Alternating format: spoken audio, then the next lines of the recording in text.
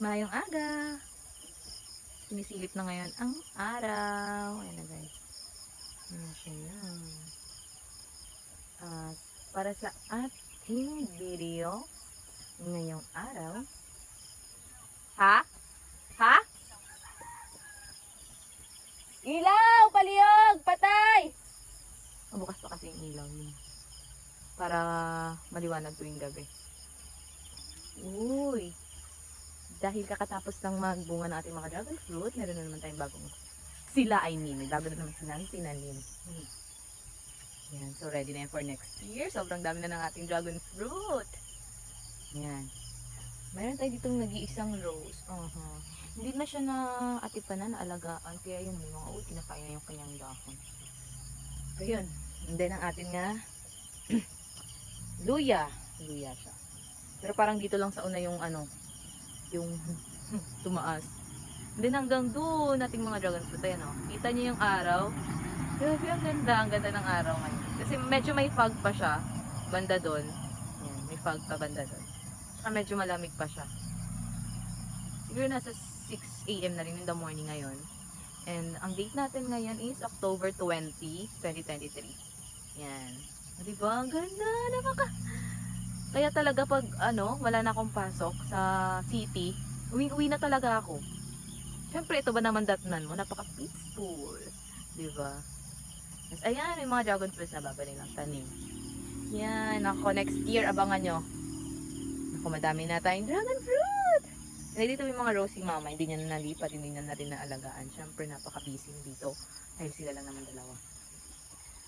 At ano pa ba ang bago ngayon sa ating pananim? Yan. Wala pa naman so far, pero ngayong araw, mag-aabaw na si Papa ng mais, yung purple na mais, kasi para sa November. At may event kasi kami sa church, so para din yun doon.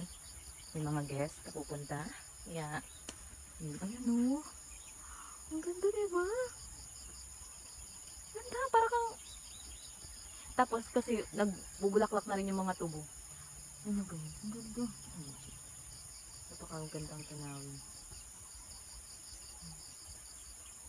So ayan, dito tayo sa talungan. So ayan, ito yung natin view yan. Ito, napakamalawak na space pa din. Wala pa din siyang tanim. Pero sige lang.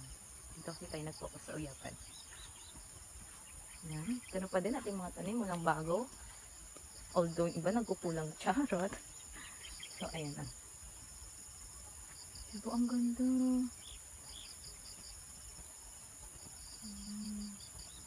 Pagka-peaceful. Tapos maririnig mo lang yung mga tunog ng ibon. Yun o, grabe.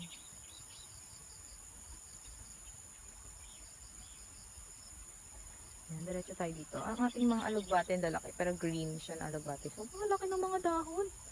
Sarap niyan sa laswa.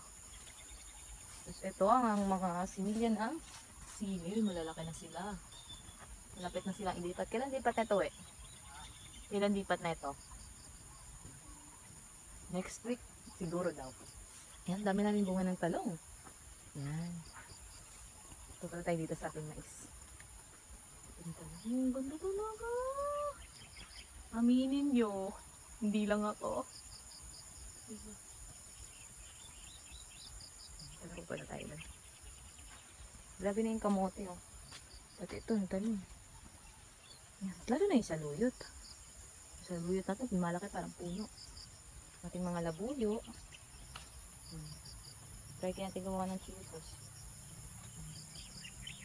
Ayan. Ito na siya. The view. So, ganito. So, ito pala yung seed. Ilan na ito naman? Ito yung seed na ginagamit namin. So, ang kanilang name is Chai Tai. Chai Tai. Ganyan. Magenta pala siya. Nice.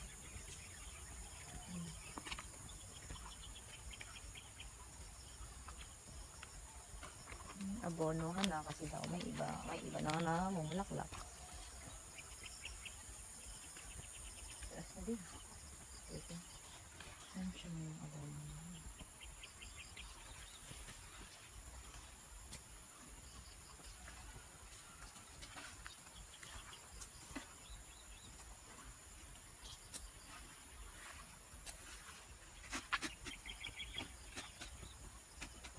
Kalain dito yung sa dulo.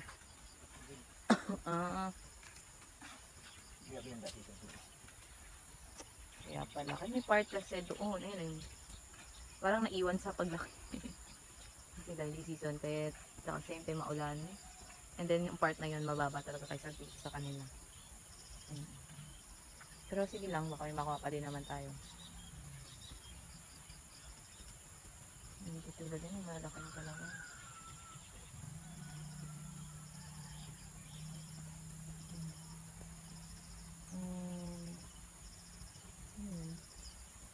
Medyo na tayo ang araw.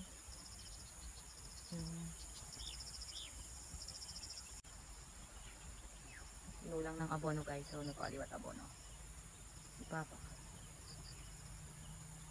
Diba may pausok pa. Hindi dito may pausok kasi nga sa sapat.